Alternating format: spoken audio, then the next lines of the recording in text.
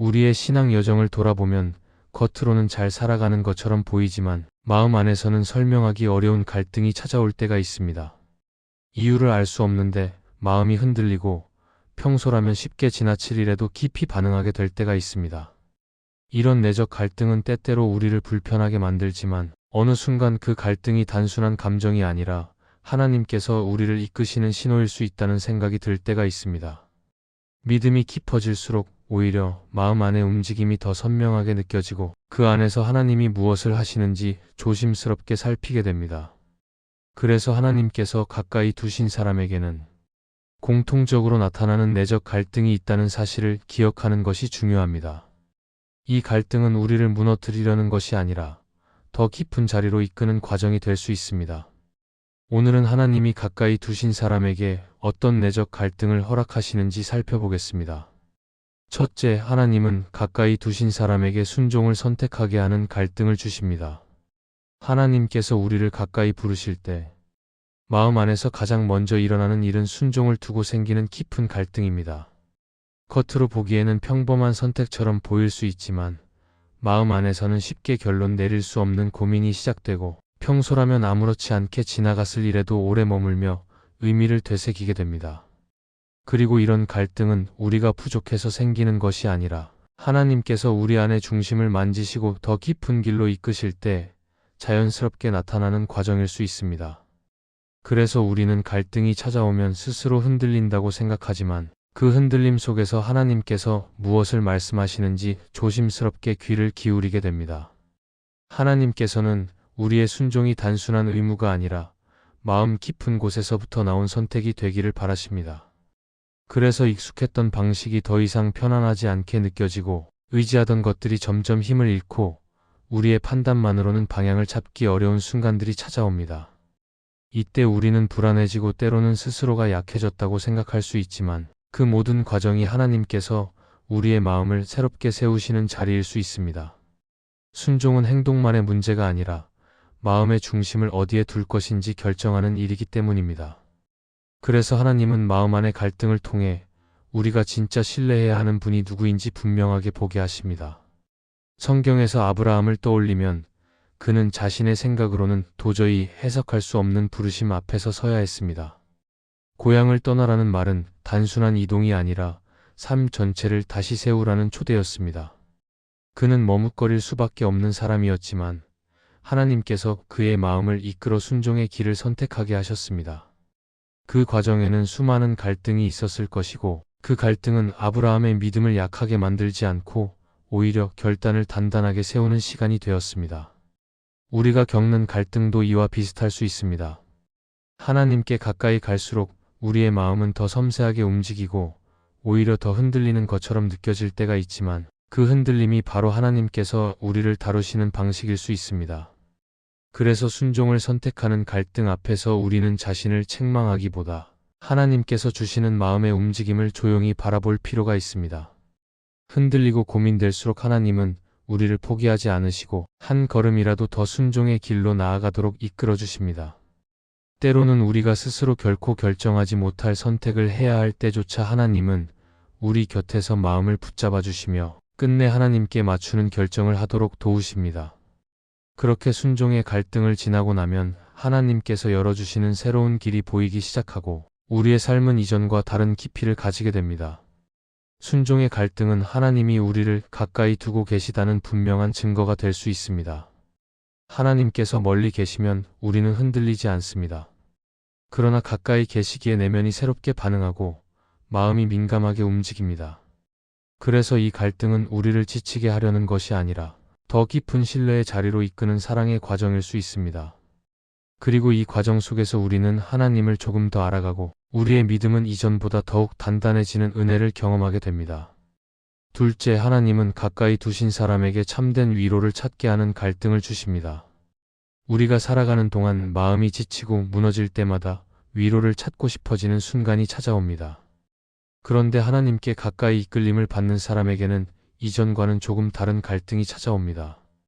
전에는 사람의 말이나 상황의 변화가 위로가 되었지만 어느 순간부터 같은 위로가 깊게 스며들지 않고 잠시 머물다 사라지는 느낌을 받게 됩니다.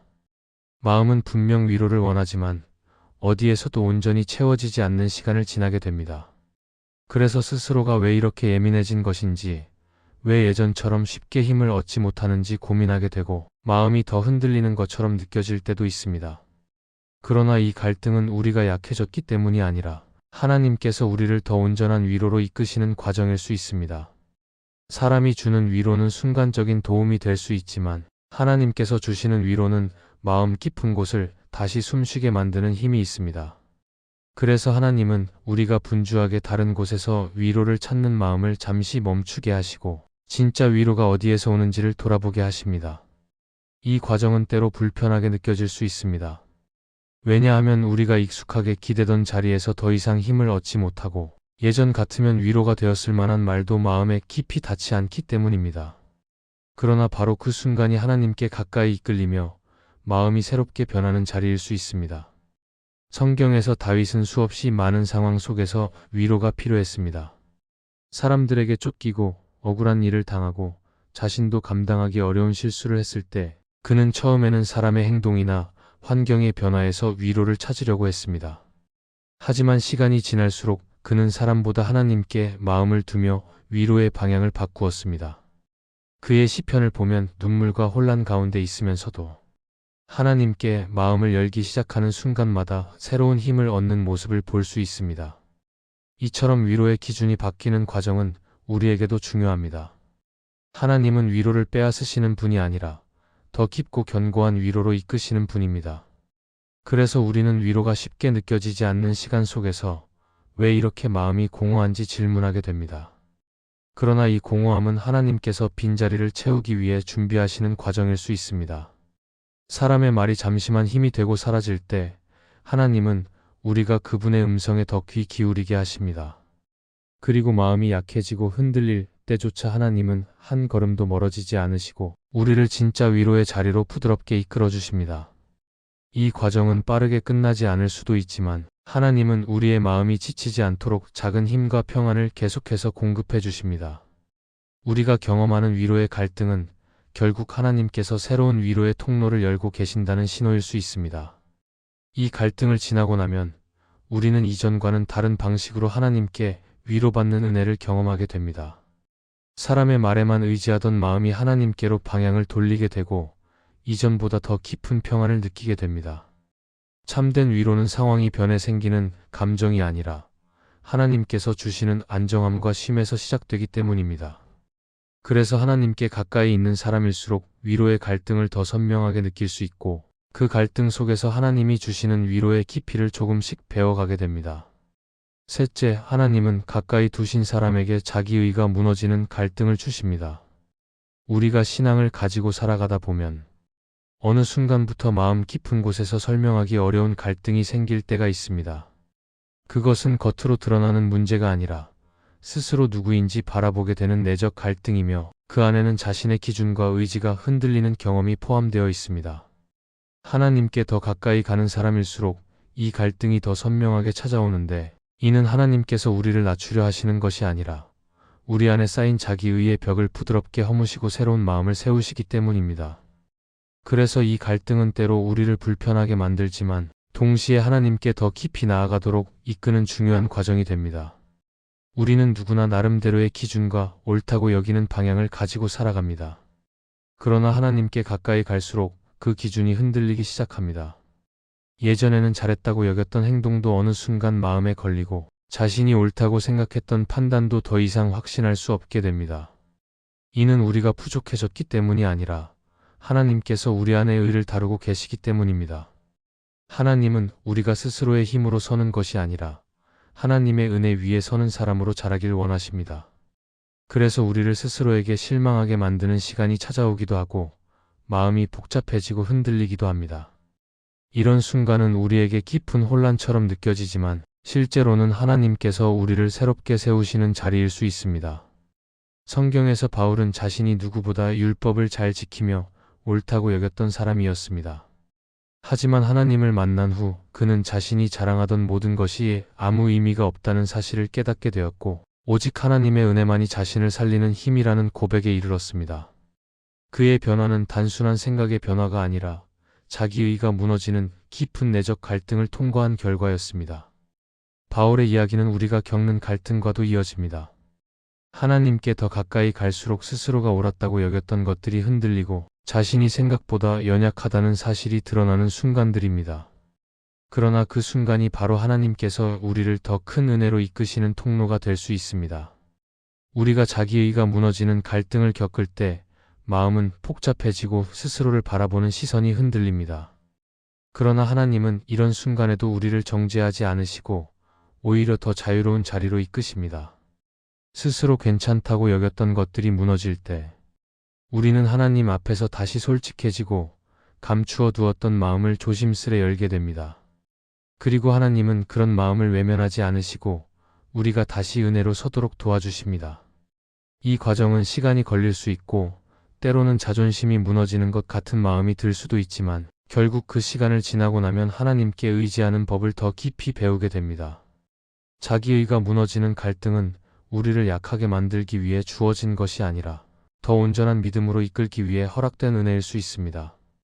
이 갈등을 지나면 하나님께서 우리를 향해 얼마나 인내하시고 기다리시는지 깨닫게 되고 스스로를 세우려던 마음은 점점 하나님께 맡기는 마음으로 바뀌게 됩니다.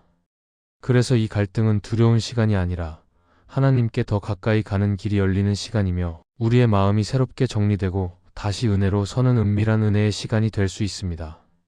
넷째, 하나님은 가까이 두신 사람에게 관점이 바뀌는 갈등을 주십니다. 하나님께서 우리를 깊은 자리로 이끄실 때 마음 안에서 일어나는 변화 중 하나는 관점이 흔들리는 경험입니다. 전에는 당연하게 보이던 것들이 어느 순간 낯설게 느껴지고 분명하다고 믿었던 기준이 흔들리기 시작합니다. 그래서 익숙한 방식으로 생각하려고 해도 마음이 쉽게 따라가지 않고 삶을 바라보는 시선이 조금씩 달라지는 느낌을 받게 됩니다.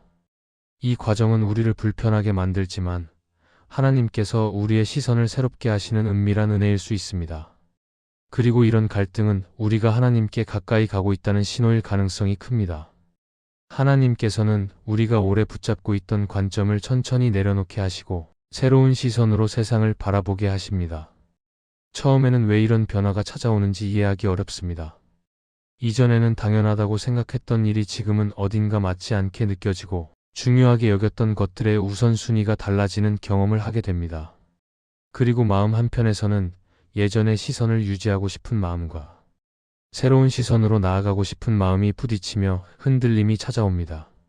그러나 이 갈등 속에서 하나님은 우리의 마음을 조금씩 열어주시고 우리가 보지 못했던 것들을 보게 하십니다. 그래서 하나님께서 주시는 관점의 변화는 단순한 생각의 움직임이 아니라 우리의 신앙과 삶 전체를 다시 세우는 깊은 과정으로 이어질 수 있습니다. 성경에서 요나는 자신의 관점으로는 이해할 수 없는 하나님의 뜻 앞에서 큰 갈등을 경험했습니다. 그는 자신의 판단이 옳다고 여기며 니느웨로 가라는 명령을 외면했지만 하나님은 요나의 관점이 새롭게 정리되도록 인도하셨습니다. 요나는 여러 상황을 통과하며 하나님께서 바라보시는 시선이 자신과 완전히 다르다는 사실을 깨닫게 되었고 그 갈등을 통해 자신의 마음이 정리되는 시간을 맞이했습니다. 이 이야기는 관점의 변화가 단번에 이루어지는 것이 아니라 갈등과 흔들림을 지나며 조금씩 자리 잡는 것임을 보여줍니다. 우리도 하나님께 가까이 갈수록 요나가 경험한 것처럼 마음의 변화를 겪게 되고 그 과정에서 하나님의 시선을 배워가게 됩니다. 이런 관점의 갈등은 때로 우리의 마음을 지치게 만들 수 있습니다. 이전의 방식이 맞다고 생각했는데 어느 순간 그것이 더 이상 힘을 주지 못하고 반대로 하나님께서 보여주시는 방향은 아직 익숙하지 않기 때문입니다. 그래서 마음은 중간에서 흔들리고 무엇이 옳은지 어떻게 선택해야 하는지 고민하는 시간이 길어질 수 있습니다. 그러나 하나님은 이런 시간을 통해 우리의 시선을 새롭게 하시고 더 넓은 마음으로 세상을 바라보도록 이끄십니다. 오래 익숙했던 관점이 무너지는 것은 불안할 수 있지만 그 무너짐 속에서 하나님은 새로운 생각과 이해를 심어주십니다. 팀 켈러는 그의 책 기도에서 이렇게 말합니다. 하나님께 마음을 여는 일은 하나님께서 우리를 다시 빚어 가시는 시간이다. 이 말은 관점의 변화가 기계적으로 이루어지는 것이 아니라 하나님께서 우리의 마음을 부드럽게 만지시는 과정 속에서 완성된다는 뜻으로 들립니다. 관점이 흔들리고 복잡해지는 시간을 지나고 있다면 하나님께서 우리를 다시 빚고 계신다는 사실을 기억할 수 있습니다. 하나님은 우리가 더 넓은 시선을 갖도록 준비시키시고 우리의 판단을 넘어 하나님의 뜻을 바라보게 하십니다. 관점이 바뀌는 갈등을 지나면 우리는 이전보다 더 깊은 신앙으로 나아갈 수 있습니다. 하나님께서 보시는 시선이 조금씩 보이기 시작하고 우리 안의 고집은 부드러워지며 삶을 바라보는 마음은 넓어집니다. 그래서 이 갈등은 우리를 무너지게 하려는 과정이 아니라 하나님께서 우리를 더 성숙한 사람으로 세우시는 시간입니다. 흔들림이 느껴진다면 하나님께서 가까이 계신다는 의미일 수 있고 그 흔들림 속에서 하나님이 주시는 새로운 관점을 배우게 될 것입니다. 이 말씀이 마음의 은혜가 되셨다면 좋아요와 구독으로 함께 해주세요. 그리고 댓글에 아멘이라고 남겨주시면 하나님의 은혜가 더 많은 사람들에게 전해질 것입니다. 여러분의 삶 위에 하나님의 은혜가 언제나 함께 하시기를 바랍니다. 감사합니다.